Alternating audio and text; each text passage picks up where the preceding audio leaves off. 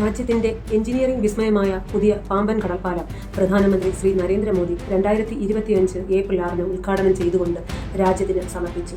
തമിഴ്നാട്ടിലെ രാമനാഥപുരം ജില്ലയിലെ പാമ്പൻ ദ്വീപിനെയും രാമേശ്വരത്തെയും ബന്ധിപ്പിക്കുന്ന വെർട്ടിക്കൽ ലിഫ്റ്റിംഗ് സംവിധാനത്തോടെ നിർമ്മിച്ച രാജ്യത്തെ ആദ്യത്തെ പാലമാണ് പുതിയ പാമ്പൻ പാലം.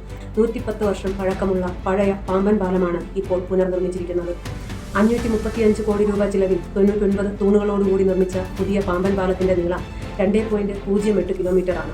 നിരവധി സവിശേഷതകളോടുകൂടി പുതിയ പാമ്പൻ പാലത്തിന്റെ 72.5 മീറ്റർ നീളമുള്ള ലിഫ്റ്റ് സ്പാൻ 5 മിനിറ്റ് കൊണ്ട് ഉയർത്താനാകും.